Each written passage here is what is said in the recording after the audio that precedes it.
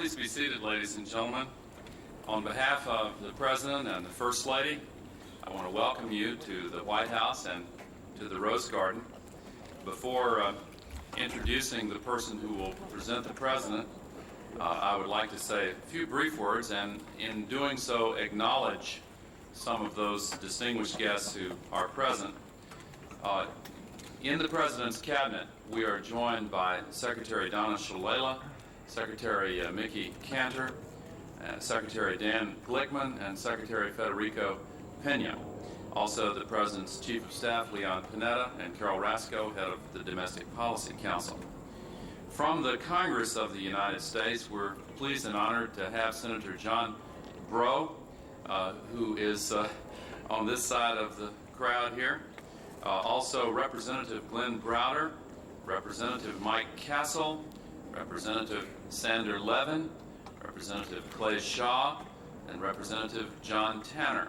We're also pleased to have former Senator Russell Long joining with us today.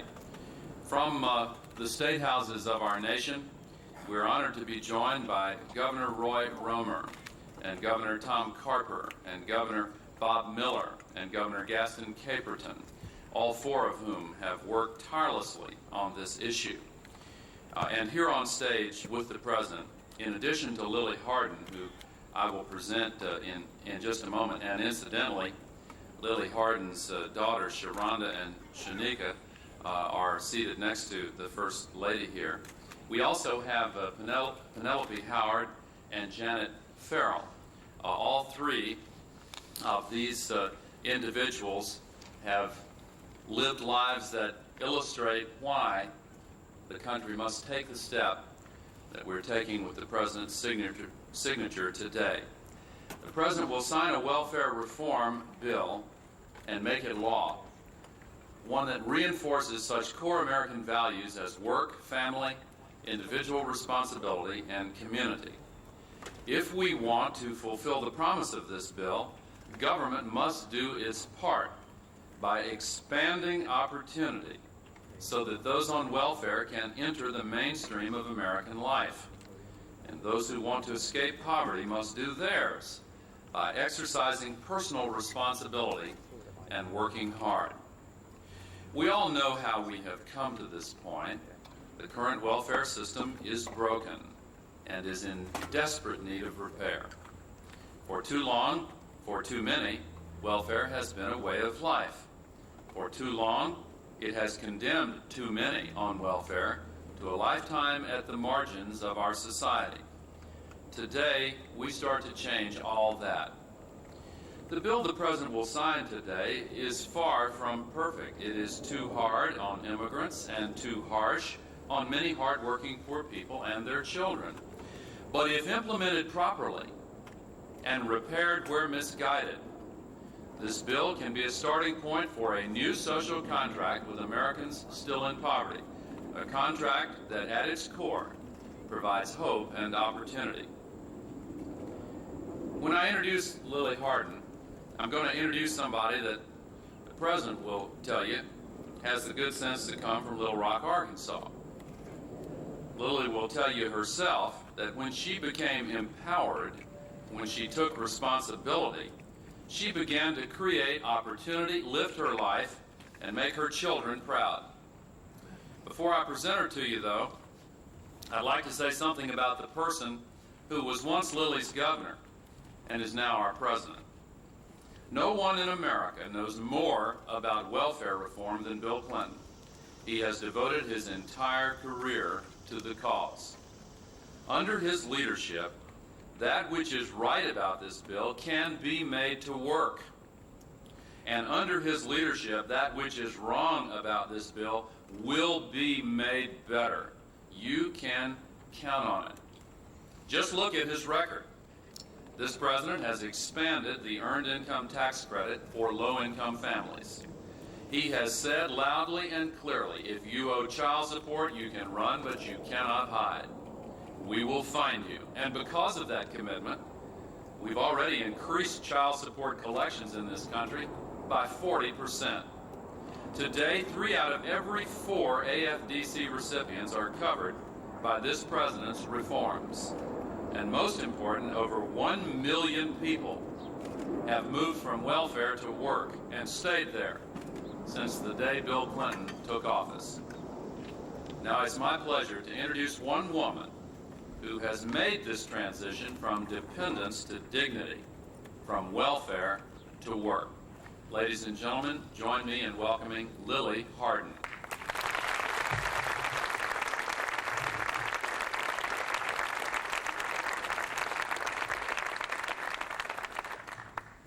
Hello, my name is Lily Harden, and I'm from North Little Rock, Arkansas. I am here today to talk about how much getting off assistance and getting a job meant to me and my children's, and how proud I am of my family, what my family has accomplished. In 1981, after being laid off my job, I spent 2 years on assistance. I had 3 children and had to take care of them with $282 a month. It was my son, Carlton, who really pushed me to get back to work.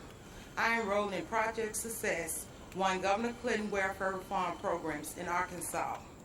The program taught me how to present myself to get a job I wanted. 2 months later, after training, I got my first job interview. I've been working ever since. At my first job, I was head kitchen cook, went from there to manager. Going to work gave me independence to take good care of my children, to make sure there was always food on the table and a roof over their heads. Having a job gave me a chance to get involved in school and focus on a good education. When I got my job, my son was so proud of me. But I made a deal with him. I told him, I'm going to work every day and take my work seriously. He needed to go to school every day and take school seriously. And he did just that. So did each other followed. Today, Carlton is married with 2 children, Carlton and Caitlin. He has a job in hospital in Oak Harbor, Washington. Bill is sophomore at University of Arkansas, fullback for Razorbacks, and he's going to be a doctor. Sharonda graduated school with a 4.0. She's named sophomore at University of Arkansas, Pine Bluff, studying to be a computer system engineer. Shanika, my youngest, is in the 4th grade at Boone Park Elementary, and she's been on honor roll every year, just like her big sister was. I'm so proud of them. And now I want to introduce to everyone, I first met 10 years ago, the man who started my success and beginning of my children's future, the President of the United States, Bill Clinton.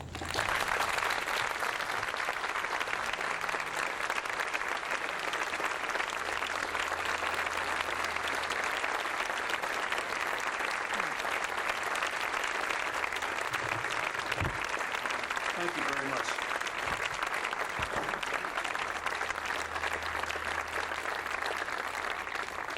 Thank you very much. Lily, thank you. Thank you, Mr. Vice President, members of the Cabinet, all the members of Congress who are here, thank you very much. I'd like to say to Congressman Castle, I'm especially glad to see you here because 8 years ago, about this time, when you were the governor of Delaware and Governor Carper was the congressman from Delaware, you and I were together at a signing like this. Thank you, Senator Long, for coming here. Thank you, Governors Romer, Carper, Miller, and Caperton.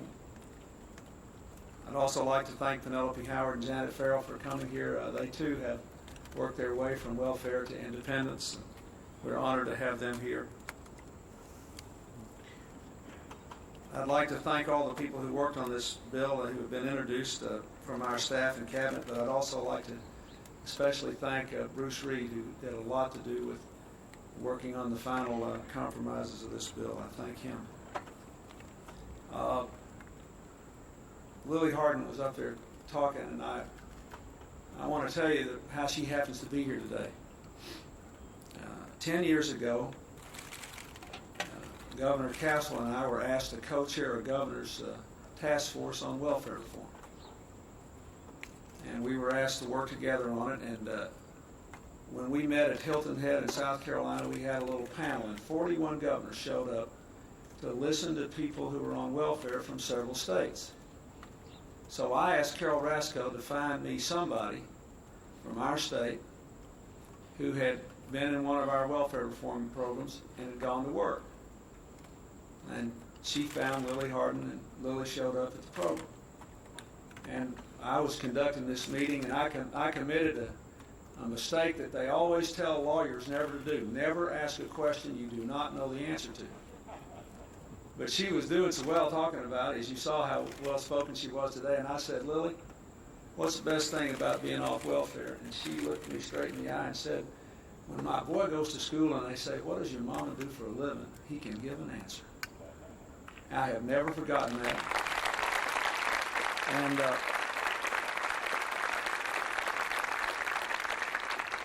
And when I saw the success of all of her children and the success that she's had in the past 10 years, I can tell you, you've had a bigger impact on me than I've had on you, and I thank you for the power of your example for your families and for all of America. Thank you very much.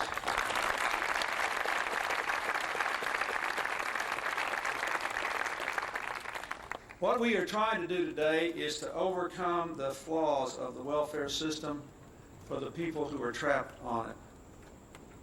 We all know that the typical family on welfare today is very different from the one that welfare was designed to deal with 60 years ago. We all know that there are a lot of good people on welfare who just get off of it in the ordinary course of business, but that a significant number of people are trapped on welfare for a very long time, exiling them from the entire community of work that gives structure to our lives. Nearly 30 years ago, Robert Kennedy said, work is the meaning of what this country is all about. We need it as individuals, we need to sense it in our fellow citizens, and we need it as a society and as a people. He was right then, and it's right now. From now on, our nation's answer to this great social challenge will no longer be a never-ending cycle of welfare. It will be the dignity, the power, and the ethic of work. Today we are taking an historic chance to make welfare what it was meant to be, a second chance, not a way of life. The bill I am about to sign, as I have said many times, is far from perfect, but it has come a very long way. Congress sent me 2 previous bills that I strongly believe failed to protect our children and did too little to move people from welfare to work. I vetoed both of them. This bill had broad bipartisan support and is much, much better on both counts. The new bill restores America's basic bargain of providing opportunity and demanding in return responsibility. It provides $14 billion for child care, $4 billion more than the present law does. It is good because without the assurance of child care, it's all but impossible for a mother with young children to go to work. It requires states to maintain their own spending on welfare reform and gives them powerful performance incentives to place more people on welfare in jobs. It gives states the capacity to create jobs by taking money now used for welfare checks and giving it to employers as subsidies, as incentives to hire people. This bill will help people to go to work so they can stop drawing a welfare check and start drawing a paycheck. It's also better for children. It preserves the national safety net of food stamps and school lunches. It drops the deep cuts and the devastating changes in child protection, adoption, and help for disabled children. It preserves the national guarantee of health care for poor children, the disabled, the elderly, and people on welfare, the most important preservation of all. It includes the tough child support enforcement measures that, as far as I know, every member of Congress and everybody in the administration and every thinking person in the country has supported for more than 2 years now. It's the most sweeping crackdown on deadbeat parents in history. We have succeeded in increasing child support collection 40%, but over a third of the cases involved where there's delinquencies involve people who cross state lines. For a lot of women and children, the only reason they're on welfare today, the only reason, is that the father up and walked away. when he could have made a contribution to the welfare of the children. That is wrong. If every parent paid the child support that he or she owes legally today, we could move 800,000 women and children off welfare immediately. With this bill, we say if you don't pay the child support you owe, we'll garnish your wages, take away your driver's license, track you across state lines, if necessary, make you work off what you pay, what you owe. It is a good thing, and it will help dramatically to reduce welfare, increase independence, and reinforce parental responsibility.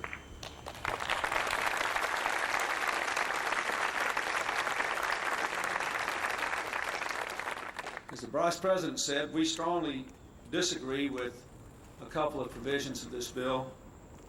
We believe that the nutritional cuts are too deep, especially as they affect low-income working people and children. We should not be punishing people who are working for a living already. We should do everything we can to lift them up and keep them at work and help them to support their children. We also believe that the congressional leadership insisted on cuts in programs for legal immigrants that are far too deep. These cuts, however, have nothing to do with the fundamental purpose of welfare reform. I signed this bill because this is a historic chance where Republicans and Democrats got together and said, we're going to take this historic chance to try to recreate the nation's social bargain with the poor. We're going to try to change the parameters of the debate. We're going to make it all new again and see if we can't create a system of incentives which reinforce work and family and independence. We can change what is wrong. We should not have passed this historic opportunity to do what is right. And so I want to ask all of you, without regard to party, to think through the implications of these other non-welfare issues on the American people, and let's work together in good spirits and good faith to remedy what is wrong. We can balance the budget without these cuts, but let's not obscure the fundamental purpose of the welfare provisions of this legislation, which are good and solid and which could give us at least the chance to end the terrible, almost physical isolation of huge numbers of poor people and their children from the rest of mainstream America. We have to do that.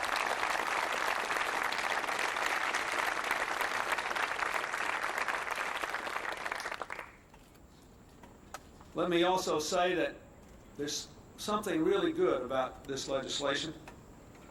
When I sign it, we all have to start again.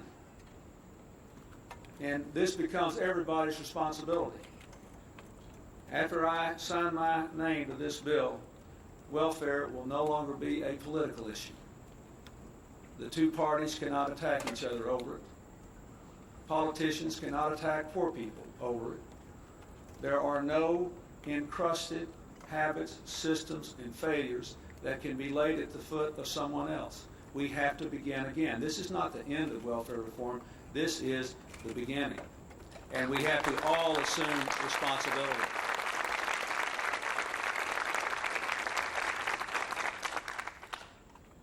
Now that we are saying with this bill we expect work, we have to make sure that people have a chance to go to work. If we really value work, everybody in this society, businesses, nonprofits, religious institutions, individuals, those in government, all have a responsibility to make sure the jobs are there. These three women have great stories. Almost everybody on welfare would like to have a story like that, and the rest of us now have a responsibility to give them that story. We cannot blame the system for the jobs they don't have anymore. If it doesn't work now, it's everybody's fault. Mine, yours, and everybody else. There is no longer a system in the way.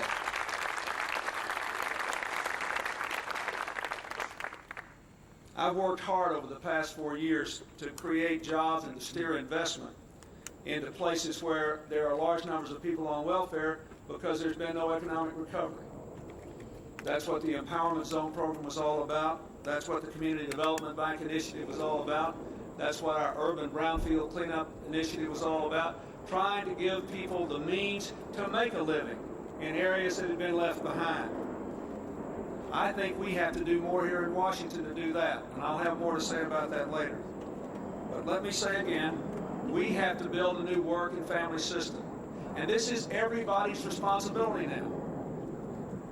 The people on welfare are people just like these three people we honor here today and their families. They are human beings. and we owe it to all of them to give them a chance to come back. I talked the other day when the Vice President and I went down to Tennessee, and we were working with Congressman Tanner's district. We were working on a church that had burned, and there was a pastor there from a church in North Carolina that brought a group of his people in to work, and he started asking me about welfare reform, and I started telling him about it, and I said, you know what you ought to do? You ought to go tell Governor Hunt that you'd hire somebody on welfare to work in your church. If he'd give you the welfare check as a wage supplement, you'd double their pay, and you'd keep them employed for a year or so and see if you couldn't train them and help their families, and see if their kids were all right. I said, would you do that? He said, in a heartbeat. I think there are people all over America like that. I think there are people all over America like that. That's what I want all of you to be thinking about today. What are we going to do now? This is not over. This is just beginning. The Congress deserves our thanks for creating a new reality, but we have to fill in the blanks. The governor's asked for this responsibility. Now they got to live up to it.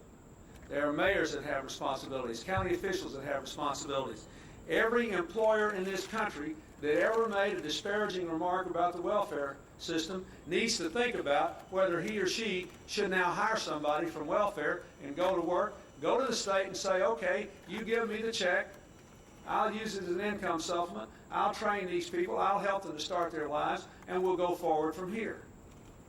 Every single person needs to be thinking. Every person in America tonight who sees a report of this, who's ever said a disparaging word about the welfare system, should now say, okay, that's gone. What is my responsibility to make it better?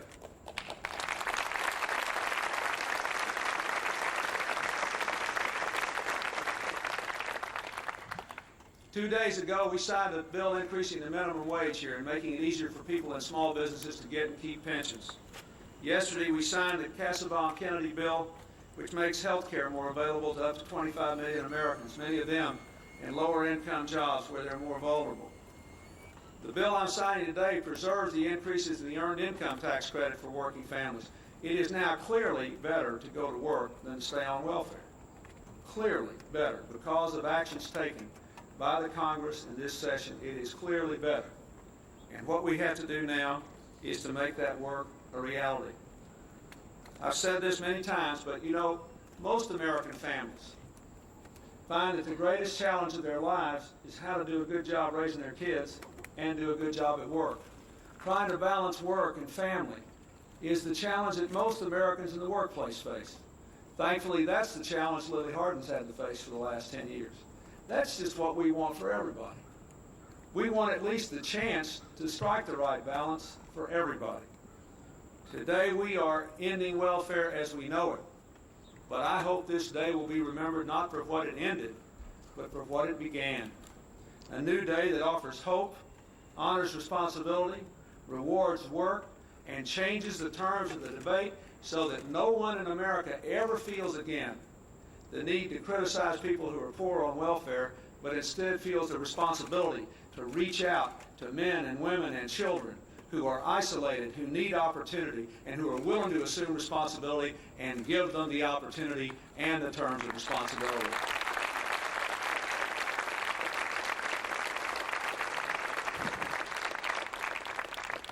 Now I'd like to ask Penelope Howard, Janet Farrell, Lily Harden, the governors and the members of Congress from both parties who are here to come up and join me as I sign the welfare reform bill. Mr. President, before you sign the bill, could you tell us whether you think it's right to regulate tobacco or nicotine as a drug? I'll sign that bill first.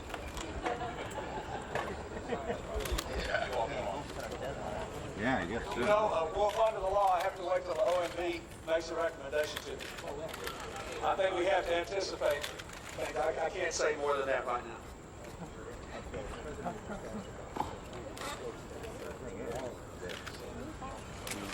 He has the worst in the world by responding.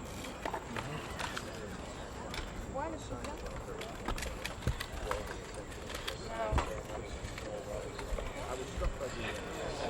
I think we're in Louisiana. Someone in Louisiana saying that. Slay Shaw brought us to Florida.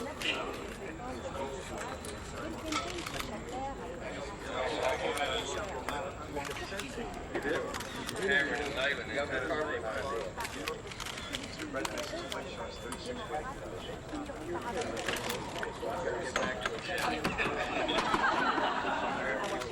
going to be a hot time.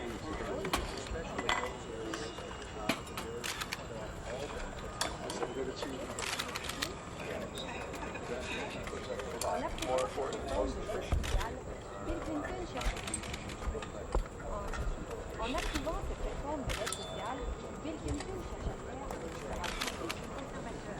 Il a courtisé en campagne. That's right.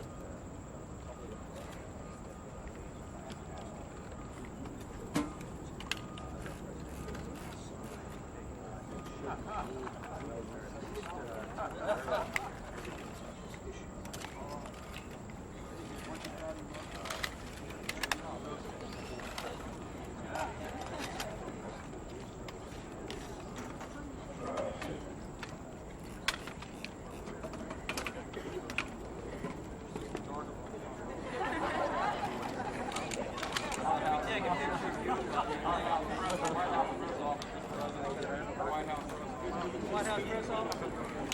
It's a high-class photographer. Sir. Where's your press pass, man?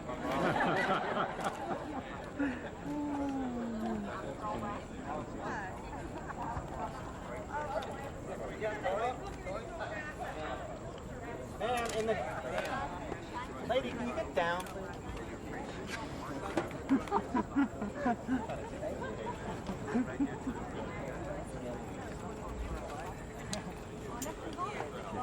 Once again, trample the